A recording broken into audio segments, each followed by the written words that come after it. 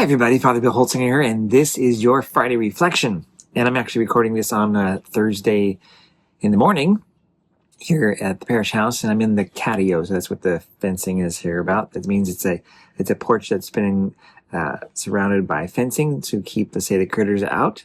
I think Father Dave Gutman, our previous pastor, put all this up so that his cats couldn't escape out, but they could get outside.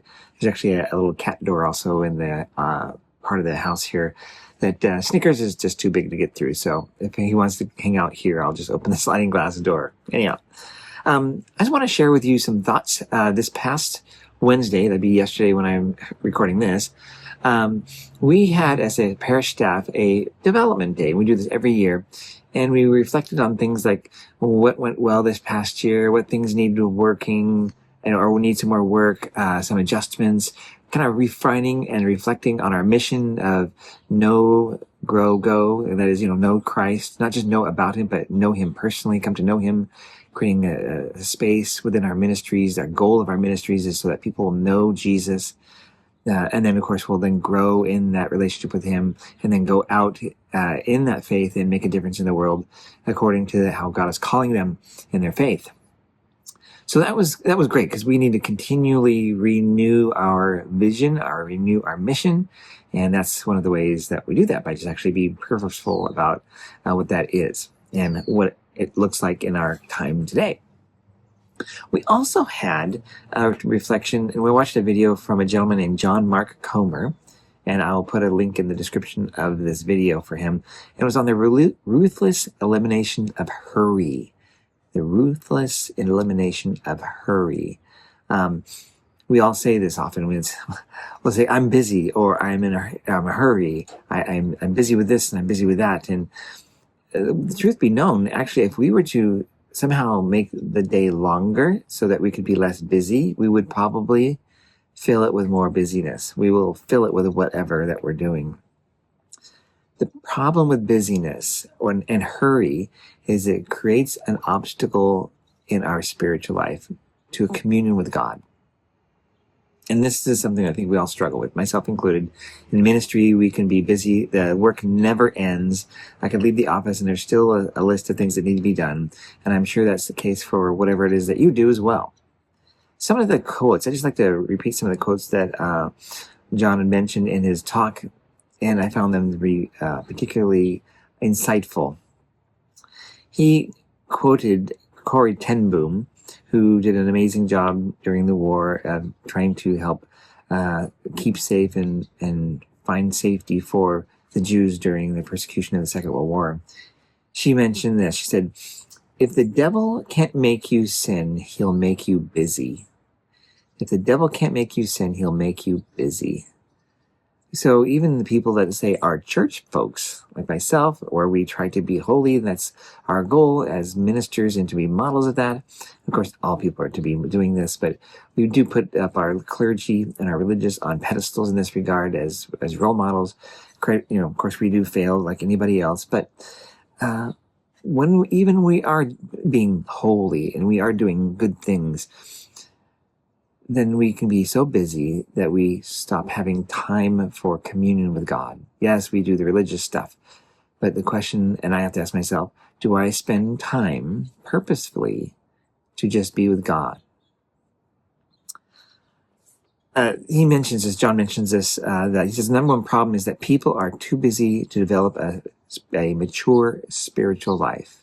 So it requires us to then take a purpose-filled decision to spend time, or I might even use the word waste time in the kind of the view of our world, just to be in communion with God. And what is it? One of those ways? One of those ways is just stop what we're doing, spend time in quiet prayer.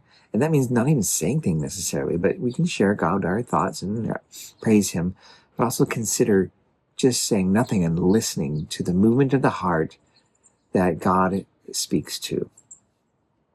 Bill Gates, I love this. Bill Gates said that busy is the new stupid. And even he, as not really a believer, has this sensibility that regardless of what we're doing, it's not good for us to be so busy. We will have our relationships fail. We ourselves will be in a lot of tension. Our blood pressure will be higher. There's just all kinds of health issues that will happen for us. So that's a problem. So it kind of ended, well, there's a bunch of things that were said in the talk, but one of the ones that kind of struck me the most was this. And this was, again, a quote from John Mark Comer. It's this: the greatest sign of spiritual maturity is to love your enemy. The greatest sign of spiritual maturity is to have this ability to love your enemy. And I resonate with this quite a bit because when I've spoken about loving, we're called to love our neighbor. It's not a request, it's a commandment of Christ. Do I love my neighbor? Do I love myself? Do I love God even before all of that?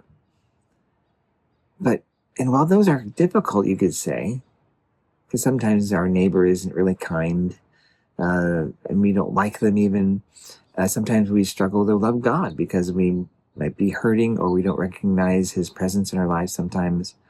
We may not love ourselves because of, well, that's an easy one because we have our fallen nature. We mess up all the time. We sin all the time. But to go this final length, to love our enemy, is the kind of the highest of the standards. It's no greater love does have one to lay their life down for one's friend or to someone else that they don't even know. Jesus did this. But I even promote that Jesus did more than that. He loved his enemies. He was on the cross and he let them kill him. He was in control the whole time, but he surrendered himself purposefully for the salvation of all of us. So this might be a way to do a litmus test, maybe a kind of homework, a litmus test to ask where you are in your maturity, and myself and my maturity spiritually in my faith. And is it, do I love my enemy? I'm going to leave you with that thought because that is a tough one. Love my enemy. The greatest sign of spiritual maturity is to be able to love my enemy. And I'll come back to this probably next week, but I just want to share this little tidbit. I want to keep this short. This weekend, we have Father Dominic preaching, and I hope that you're getting to know him. He's now released his first video for the week. Like I do these Friday videos, he's doing Monday videos.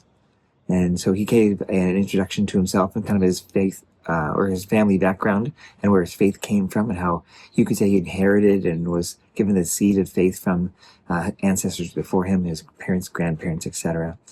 And he'll be doing that as we can, and he will be doing it as he can every Monday. As well, then Erin will be moving her reflections to every Wednesday, and I'll do Friday. We did this a while back, and it's nice to be kind of back on track with this kind of approach. So we'll have a Monday, a Wednesday, and a Friday reflection. And it'll be by Father Dominic, Erin Nieves, and then myself. May God bless you guys, and I'll see you this weekend. Bye-bye.